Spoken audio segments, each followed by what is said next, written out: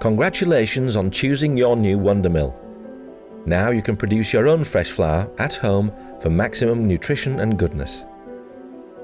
Once you've opened the box and examined the contents, familiarize yourself with the owner's manual and particularly the important safety instructions. An overriding feature of the WonderMill is that it must be switched on before adding grain to the hopper. Before you use your mill, clean the separator cup and lid, making sure to wipe away all moisture. Snap the separator cup into position on the underside of the separator lid. Feel it snap into place. The tab's purpose is that of a guideline. The flat side of the cup should be aligned with a protruding tab on the lid to allow for maximum canister capacity. The cup does not fit over the tab. Proper placement allows the canister to fill above the rim, so be careful when removing the lid after grinding. Press the air filter into place on top of the separator lid.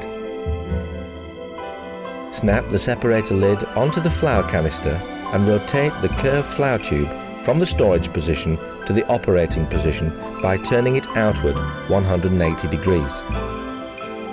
Set the mill and flour canister side by side and push the tube into place in the flour outlet on the mill.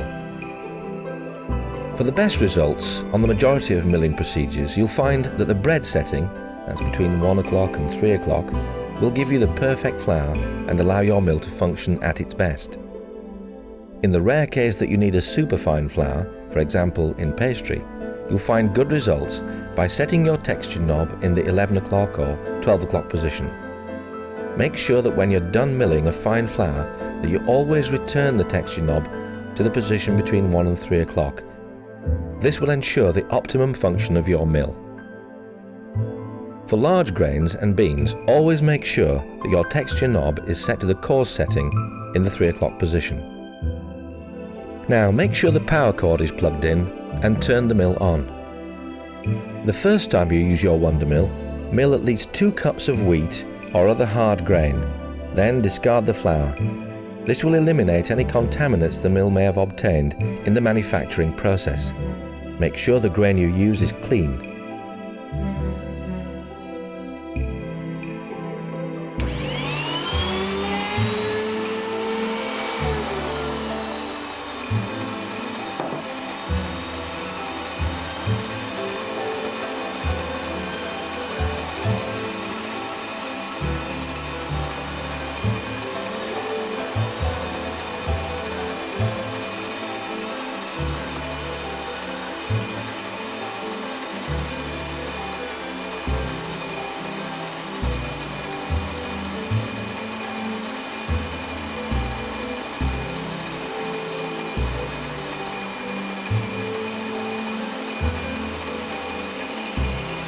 When the mill has finished grinding, you'll hear a noticeable change in the way the mill sounds, a higher pitch.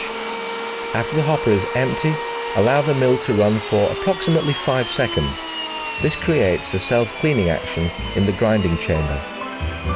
Do not continuously add grain to the hopper while the mill is running. If you do this, you'll overfill the canister. After you've finished milling and switched off the motor, unplug the power cable from the power outlet. Separate the canister from the mill by pulling the tube straight out of the flour outlet. Then you can remove the separator lid from the canister. You can use your fresh flour immediately or snap on the storage lid and use it later. We suggest that you clean your separator lid, cup and filter after each use. Simply dust off with a fine pastry brush or a paintbrush. The flour tube cannot be removed from the separator lid.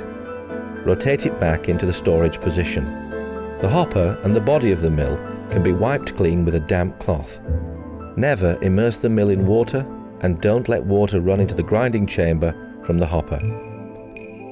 Keep the storage lid on the WonderMill when it's not in use. Remember, your warranty doesn't cover any foreign object damage from plastics, metals, rocks or any other material that might get into and damage the milling heads.